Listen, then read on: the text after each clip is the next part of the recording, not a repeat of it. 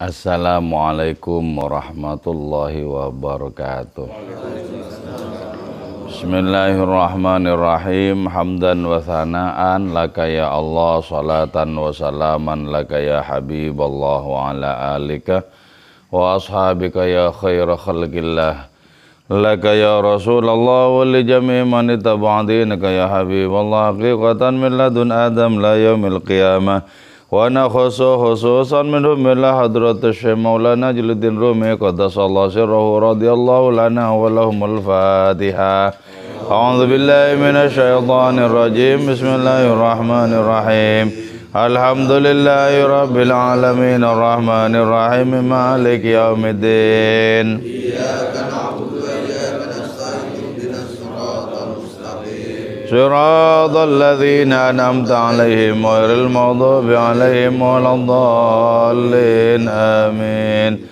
Litaqarrubina ila Allah ta'ala limahabbatina ila Rasulillah sallallahu alaihi wasallam li salamatina fid din wad dunya wal akhirah li qada'i duyunina li qada'i hajatina min awajid dunya wal akhirah li taysiri arzaqina halalan thayyiban mubarakan katsiran wasi'an li sihhati ajsadina wa qulubina li syamradina zahiran wa batina li daf'il balaya wal mihan wal fitan wal amrad wal asqam wa li manafi'ina li masalihina li ahli baitina wa auladina wa dhurriyyatina wa jiwarina wa asdiqaina wa jami'il muslimin wal muslimat wal mu'minin wal mu'minat al ahya'i minhum wal amwat wa li'izzil islam wal muslimin bijudika ya Allah, bi syafaati nabiyyika ya Allah, bi barakati awliyaika ya Allah, wa bi asraril Fatihah. Bismillahirrahmanirrahim. Alhamdulillahi rabbil alamin arrahmanir rahim maliki yaumiddin. Iyyaka na'budu wa iyyaka nasta'in ihdinas siratal mustaqim. Siratal ladzina an'amta 'alaihim ghairil maghdubi 'alaihim waladdallin. Amin. Qala al-musannif rahimahullahu ta'ala wa nafa'na bi'ulumihi wa amadana bi asrarihi wa fadha alaina min barakatihi wa bikum. Amin. Bismillahirrahmanirrahim. Waqsud, dan menujulah engkau kanzan terhadap gudang kekayaan. Fa inna hadzan naf'ah, maka sesungguhnya manfaat ini wal izza dan kemuliaan ya'tiyani akan datang itu keduanya tabi'an sebagai efek.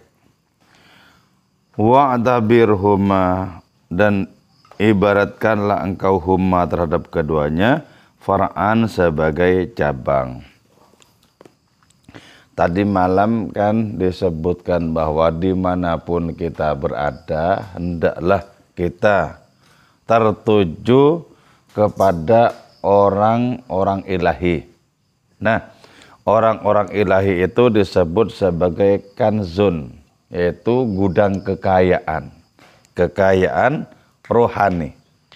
Sehingga ketika kita berjumpa dengan gudang kekayaan rohani itu, kita akan mendapatkan berkah sangat banyak. Kita akan mendapatkan bagian dari kekayaan itu. Maka karena itu di sini disebutkan waqsud kanzan. Menujulah engkau kepada gudang kekayaan itu. Karena itu kemudian sangat penting bagi kita untuk memiliki hasrat selalu berjumpa dengan orang-orangnya Allah. Karena orang-orangnya Allah itu sejatinya adalah kekayaan yang sangat melimpah ruah. Itu akan kita rasakan pada rohani diri kita. Bahwa berjumpa dengan orang-orang ilahi itu sesungguhnya adalah memperteguh kekayaan rohani diri kita. Jadi sehabis kita berjumpa dengan orang rohani, kita pulang itu merasakan oleh-oleh yang tidak terkira-kira. Jadi harus menjadi target bagi kita menjumpai orang-orang rohani itu. Nah, ketika berjumpa dengan gudang kekayaan itu, tentu saja kita akan mendapatkan satu manfaat. Terus yang kedua, kemuliaan. Jadi manfaatnya itu dirasa, terutama bagi perjalanan panjang kita menuju kepada Allah Ta'ala. Terus yang kedua, kemuliaan itu juga dirasa sebagai karunia Allah Ta'ala lewat orang ilahi itu, lewat orang suci itu. Jadi dua hal ini, kemanfaatan dan kemuliaan, akan kita dapatkan ketika kita berjumpa dengan kekasih Allah Ta'ala. Akan kita dapatkan. Bahkan ya, kita itu bisa menjadi orang yang tinggi derajatnya karena kita, nama kita, diri kita berada di hati kekasih ilahi itu. Kenapa seperti itu? Karena hati kekasih ilahi itu merupakan mahallu nadhrillah fil alam. Fokus dari pandangan Allah. Jadi ketika Allah Ta'ala menyaksikan hati kekasihnya, ternyata di dalam hati ini, di dalam hati beliau ini ada nama kita. Kita akan menjadi sangat beruntung. Menjadi sangat beruntung. Karena Allah Ta'ala senantiasa fokus kepada hati kekasihnya ini. Kalau di dalam hati kekasihnya itu nama kita tertera di situ, karena kita mengunjungi, karena kita sering mendatangi, maka kita pastilah beruntung. Kita akan termasuk orang yang diangkat derajatnya lantaran hal itu. Jadi itulah sebabnya ya, betapa pentingnya kita menitipkan nama di kekasih Allah Ta'ala. Penting itu, penting. Kalau sampai nama kita terukir di dalamnya itu, dan di saat itu Allah Ta'ala menyaksikan hati kekasihnya, maka akan beruntunglah kita, terangkatlah derajat kita. Wa'tabirhuma, dan ibaratkanlah engkau huma kepada keduanya, itu tabaan sebagai efek. Jadi kita berjumpa dengan sumber kekayaan rohani. Nah, adanya manfaat dan kemuliaan itu efek dari adanya perjumpaan kita dengan sumber kekayaan rohani itu efek. Jadi setiap perjumpaan itu ada efeknya. Berjumpa dengan orang yang melimpah ruah kekayaan rohaninya, itu berefek manfaat kepada kita, berefek juga kemuliaan untuk diri kita. Jadi boleh jadi kita tidak termasuk orang yang alim, kita tidak termasuk orang yang memiliki pangkat di hadapan Allah. Tapi ketika kita sering mengunjungi sumber kekayaan rohani pada kekasih Allah Ta'ala itu, kita akan memiliki juga manfaat dan kemuliaan itu. Kita bisa memiliki itu. Itu pentingnya ya. Pentingnya di mana-mana kita berada, kita sebagaimana Syekh Abu Yazid Bustami bertanya, di sini siapa? Orang yang mulia, orang yang dimuliakan, orang yang didatangi, orang untuk tabarukan. Hati-hati loh ya. Nanti didatangi orang karena dukun. Beda. Wa kullu man, adapun setiap orang, yazra'u, yang menanam itu orang, yakunu ada hadfu apa pelupuk matanya orang itu, al-hintata ialah gandum. Jadi kalau orang menanam gandum, maka pengharapan orang itu adalah memanen gandum, dan itu sangat rasional, sangat pantas untuk berharap. Wong menanam kok, berusaha kok, sangat pantas berharap. Sama saja misalnya orang yang mendatangi kasih Allah Ta'ala, ya harapannya dapat kipratan kemuliaan, harapannya itu mendapatkan cipratan kemuliaan, mendapatkan berkahnya, mendapatkan manfaatnya. Wahyanan dan kadang-kadang ya'ti datang hi kepada itu kulluman al-qasyu apa adanya kulit tabi'an sebagai efek laha begitu gandum. Nah, kadang tidak hanya mendapatkan gandum tapi juga mendapatkan kulitnya. Mendapatkan kulitnya. Apa artinya? Kulitnya itu merupakan kemanfaatan-kemanfaatan yang bersifat duniawi. Itu yang saya katakan tadi itu bahwa orang yang menanam padi itu akan memanen padi dan rumput sekaligus. Rumput sekaligus. Padi itu merupakan simbol dari adanya keselamatan, kebahagiaan di akhirat. Sementara rumput itu merupakan simbol bagi adanya rezeki materi. Wa tazra'u menanam engkau al-qusya terhadap kulit. Fala yambitu maka tidaklah tumbuh laka bagimu qamhun apa gandum. Ya. Kalau cuman kulit yang ditanam enggak mungkin tumbuh gandum. Sebagaimana rumput cuman yang ditanam mana mungkin tumbuh padi.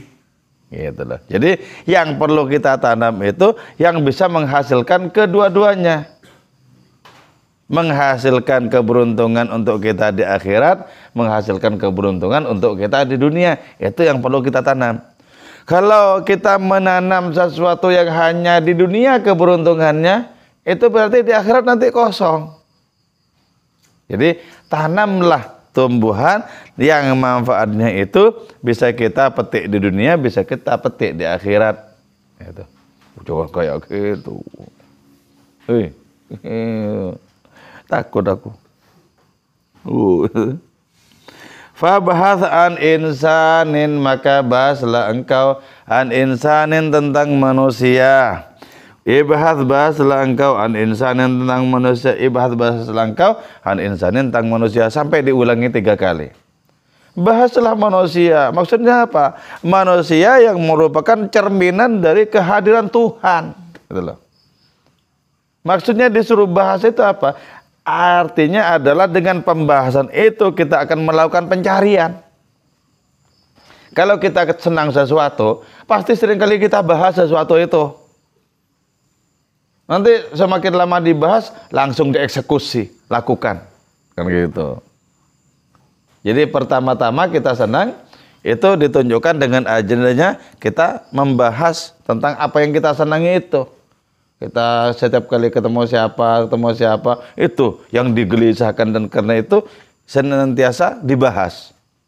Nah, karena sudah menggumpal dalam hati adanya tekad, maka kita lakukan eksekusi gitu.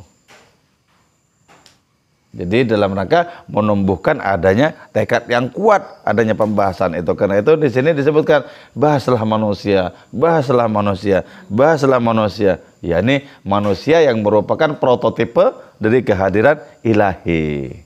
Bahas itu. Loh ketimbang bahas macam-macam ngalor ngidur nggak ada gunanya itu loh. Bicara ini, bicara itu dan lain semacamnya. Mending membahas tentang adanya tujuan hidup kita yang hakiki. Gitu. Nah kalau di pembahasan saja tidak ada, betapa sangat samarnya adanya hasrat yang mulia seperti itu. Betapa sangat samarnya. Jadi ketika kita berjumpa dengan siapapun yang sangat cocok untuk kita melakukan pembahasan tentang kemuliaan itu, lakukan itu. Lakukan. Jangan kemudian lebih menggebu-gebu membahas tentang segala sesuatu yang lain yang tidak ada sangkut pautnya dengan keberuntungan kita di akhirat, dengan keberuntungan kita di dunia.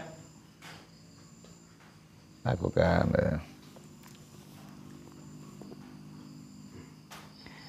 Waqsud dan menujulah engkau al-Ka'bah terhadap Ka'bah madama selama ada al-hajju apa itu haji qad anawanuhu ialah telah sampai awanu apa waktunya itu haji.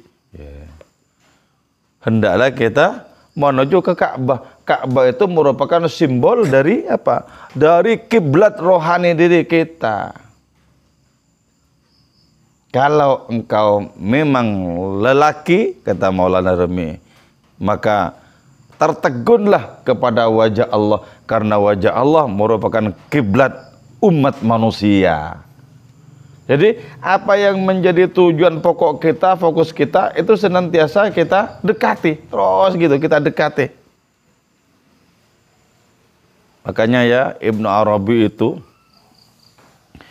memiliki guru jumlahnya sampai ratusan.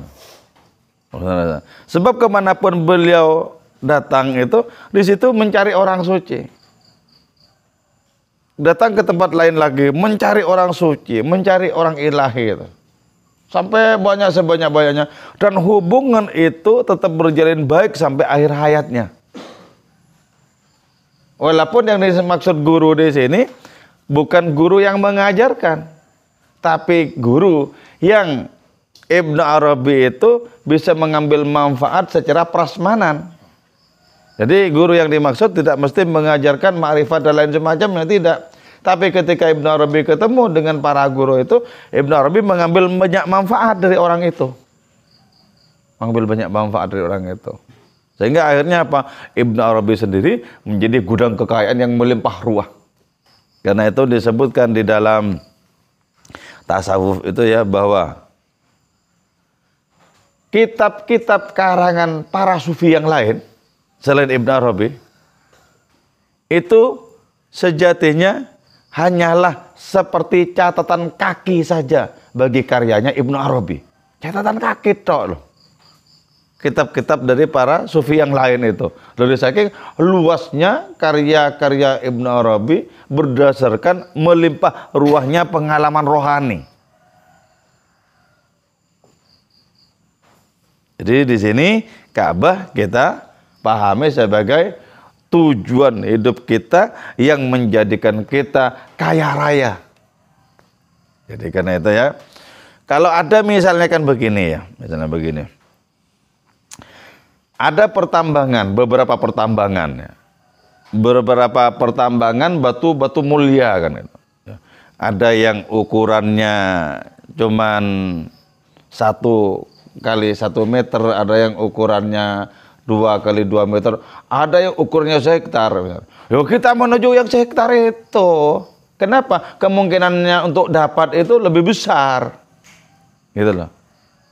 Kemungkinannya untuk dapat lebih besar. Nah, anggaplah sekarang Ka'bah itu sebagai tambang dari batu mulia yang sangat luas.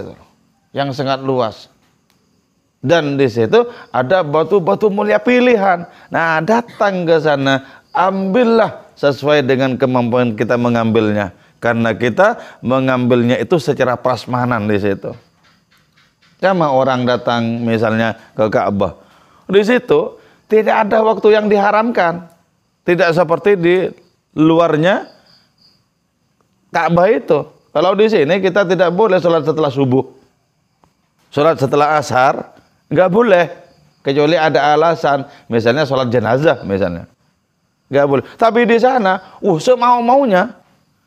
Jadi ibaratnya mau sholat sampai miliaran rakaat, terserah. Sehabis sholat mau baca sholawat, mau istighfar, terserah. Itu sholat lagi, terserah. Pokoknya semampu-mampu kita. Semampu-mampu kita. Dan semakin banyak kemampuan kita, tentu semakin banyak yang bisa kita dapatkan. Karena itu, ciptakan hubungan rohani dengan orang-orang yang kita bisa mengambil kekayaan rohani di orang-orang itu.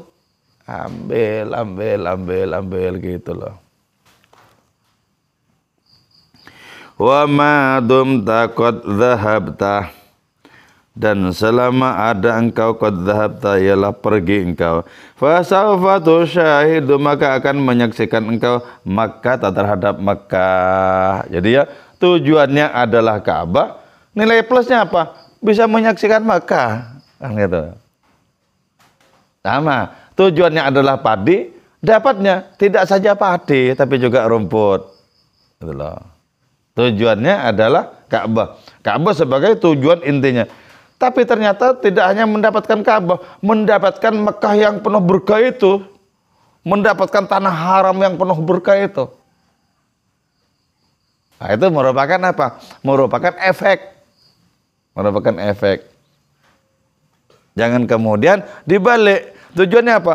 Tujuannya adalah rumput. Iya, mungkin juga dapat padi, tapi tidak seberapa. Boleh jadi tidak mencukupi sebagai bekal untuk berjumpa dengan Allah Ta'ala. Kalau begitu. Jadi karena itu, ciptakan perniagaan, kata Maulana Rumi, yang untungnya bisa kau peroleh di hari kebangkitan kelak. Gitu loh. Itu namanya perniagaan akhirat. Perniagaan dunia itu merupakan efeknya. Wa kana dan ada al-hadafu apa pelupuk mata minal mi'raji, dari adanya mi'raj, ru'yatul habib, ialah menyaksikan Allah Maha Kekasih. Jadi Nabi Mi'raj itu tujuannya siapa? Ya Allah. Tujuannya Allah Ta'ala semata. Tapi terus kemudian efek yang menyertai itu apa? Efek yang menyertai adalah kanal arsyu wal malaika, menyaksikan arsy-nya Allah, menyaksikan malaikat-malaikat, menyaksikan sidratil muntaha, kursi dan semacamnya. Untungnya kok besar-besar. Loh iya, wong tujuannya maha besar kok, gitu loh. Jadi ketika tujuannya itu yang terbesar, tentu saja untungnya itu juga besar-besar di situ. Besar. Beda dengan misalnya ya, orang bisnis kecil-kecilan, ya untungnya ya kecil-kecilan. Untungnya kecil-kecilan. Tapi ketika bisnisnya besar, untungnya bisa besar juga. Nah, kalau dalam perkara bisnis materi duniawi, itu bisnisnya besar, bisa saja juga rugi besar. Itu. Rugi besar. Tapi kalau berkaitan dengan perkara rohani, nggak ada ruginya di situ. Yang dimungkinkan hanyalah untung semata-mata. Bagaimana mungkin ada orang rugi berniaga dengan Allah? Bagaimana rugi ya? Orang yang berniaga dengan Allah itu nggak mungkin dirugikan oleh Allah Ta'ala. Berbisnis dengan Allah Ta'ala dapatnya cuma keberuntungan. Sebab Allah Ta'ala itu tidak membutuhkan apapun dari barang-barang dagangan rohani diri kita. Nggak butuh. Gitu. Oke, hikayat. Adapun ini hikayatun ialah cerita. Bana membangun ahadul muridin al-mubtadi'in. Siapa salah seorang murid al-mubtadi'in yang masih pemula, membangun apa? Manzilan jadidan, terhadap adanya rumah yang baru. Wa ata, dan datang asy-syaikhu, siapa seorang syekh, wa ra'a, dan menyaksikan itu syekh al-manzilah, terhadap rumah yang baru itu. Faqala syekh, maka berkata itu seorang syekh li muridi, bagi muridnya al-mubtadi yang masih pemula, dzaka itu, mumtahinan, seraya menguji, dzalika thayyibal fikra, terhadap murid yang bagus pikirannya itu. Ada seorang murid pikirannya cemerlang, membangun rumah baru. Datang kemudian gurunya, dan si guru itu mencoba dengan melontarkan adanya pertanyaan. Min ajli madza sona'ta qutan ayyuhar rafiq? Semata karena apa sona'ta, membuat engkau kutan, terhadap lubang, ayyuhar rafiq, wahai kawan? Lah, rumahmu ini kok dibikin ventilasi? Apa tujuannya? Kok tidak tembok saja semata-mata sama pintunya? Kok ada ventilasinya? Apa tujuannya? Qala, menjawab itu murid pemula itu, hatta ya'tiya, agar datang.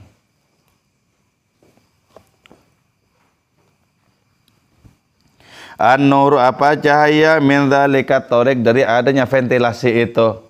Ya ini guru, ini rumah dibikinin ventilasi agar bisa kemasukan cahaya. Nah, ketahuilah ya.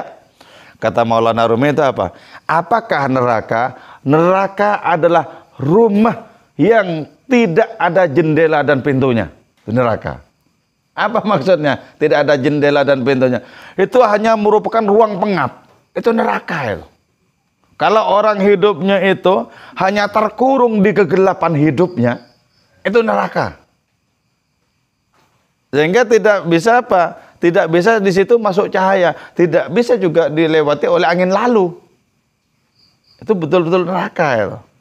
Apakah surga? Surga itu adalah menciptakan jendela-jendela dan pintu bagi sebuah rumah. Artinya apa? Ketika jiwa kita, diri kita terhubung dengan cakrawala keilahian, terhubung dengan samudra kemuliaan, di manusia-manusia yang lain, di makhluk-makhluk yang lain, itu sesungguhnya surga. Sesungguhnya surga. Kenapa kita mesti terhubung dengan orang suci? Agar kita bisa menyaksikan cakrawala ilahi, menikmati cakrawala ilahi. Karena kita tidak bisa menciptakan cakrawala sendiri, maka terhubunglah kita dengan orang-orang yang memiliki cakrawala ilahi. Di situ kita akan menyaksikan betapa Allah Ta'ala itu maha luas, maha segala-galanya. Lewat adanya kedekatan kita dengan orang-orang ilahi itu. Qala mengatakan itu Syekh, hadza far'un. Ini adalah cabang, bukan tujuan utama. Jadi agar dimasuki oleh cahaya itu tujuan kedua, bukan yang utama itu. La idh yambaghi, karena pantas antakuna, pandanya ada hajatu ke apa hajatmu itu, minha, dari ventilasi itu, antasma'a, mendengar engkau soltawal adzan, terhadap suara adzan. Itu yang inti. Kenapa rumahmu ini ada ventilasinya? Agar engkau di dalam dengar suara adzan, sehingga bisa bangkit menuju kepada Tuhan. Adapun kalau itu dimasuki oleh cahaya, itu kan merupakan cabang dari tujuanmu yang utama. Nah, gitulah ya. Jadi dalam hidup ini pastikan kita memiliki tujuan utama. Karena itu berkali-kali diungkapkan, apa hajatmu? Harus dipastikan Allah hajatku, gitu loh. Adapun dengan kita memiliki hajat Allah Ta'ala, kemudian ada manfaat-manfaat yang lain, nah itu kan merupakan cabang. Jadi perbesar rasa butuh kita kepada Allah Ta'ala, maka nanti kita akan mendapatkan berbagai macam kemanfaatan dari adanya rasa butuh yang besar kepada hadiratnya itu. Ada banyak sekali kemanfaatan di situ. Banyak sekali. Walaqad kana Abu Yazid. Oke, saya kira ini moga-moga perjumpaan kita ini, majelis kita ini senantiasa manfaat dan barokah untuk diri kita semua. Moga-moga sisa umur kita semakin bernilai di hadapan Allah, semakin mulia di hadapan Allah Ta'ala, dan semakin berguna bagi kehidupan sesama.